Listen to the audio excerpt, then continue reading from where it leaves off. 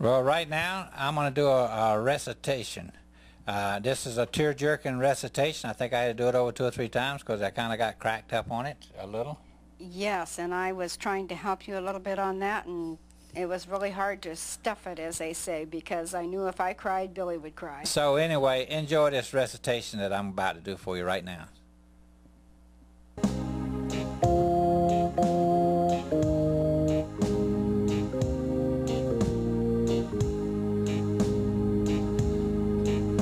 This is a story about a doll and a rose. One day I was shopping, just walking around in a store, and I saw a cashier hand a little boy back his money, saying, "I'm sorry, son, you don't have enough money to buy this doll." Then he turned to a little old lady that was standing next to him, looked up and said, "Granny, are you sure I don't have enough money to buy this doll?" She replied, "You know you don't have enough money to buy this doll, my dear." Then she walked away. And I noticed the little boy was still standing there holding that doll in his hand, so I finally walked over to him and asked who he wished to give the doll to. This is what he said. He said, "Sir, this is a doll my little sister loved the very most and wanted so much to have this Christmas. And she was so sure that Santa Claus would bring it to her. I said maybe Santa Claus will still bring it to her, not to worry." He looked at me so sad and said, "No, Santa Claus can't bring it to her to where she is now. I have to give it to my mommy to give to her when she goes there." His eyes were so sad.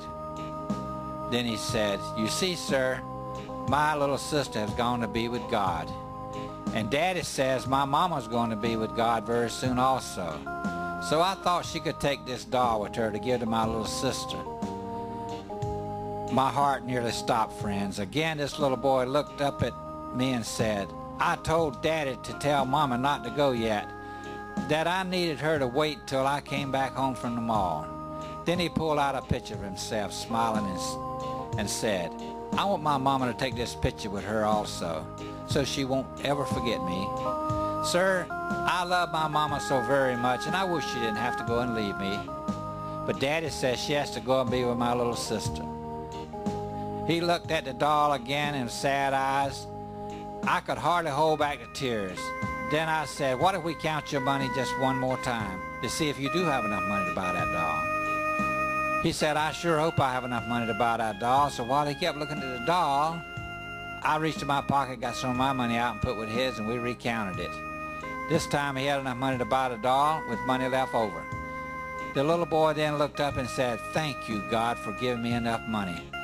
He then turned to me and said, "Last night before I went to sleep, I prayed and asked God if he could make sure I had enough money to buy that doll, so Mama could give it to my little sister." Now I know he heard me. I also wanted to have enough money left to buy a white rose for my mama, because she loves white roses. But I didn't dare ask God for that much money. But now he's given me enough money to buy that doll and a white rose, both. Friends, I left that store that day after shopping in a total different state of mind than I was when I went there. I could hardly get that little boy out of my mind. Then I remember reading in a newspaper a few days earlier where a drunk man in a truck had hit a car, where a young woman and a little girl was in. And the little girl died instantly, and the young woman was left critically injured. And the family had to decide whether to pull the life support plug or not. For you see, she was in a coma and she never was going to regain consciousness again. This was the little boy's family. 2 days later, I also read in the paper again where the young woman had passed away. I felt I needed to get a bunch of white roses that go to the funeral home where her body laid in the casket and people was making their last wishes. I noticed she was holding a white rose in her hand and a picture of her little boy, and that doll laid on her chest. I couldn't help but cry. I felt my life had been changed forever. The love this little boy had for his mom and little sister, till this day, it's still hard to imagine how in just a second a drunk had changed this little boy's life forever. Wow, a doll and a rose. That is a good recitation.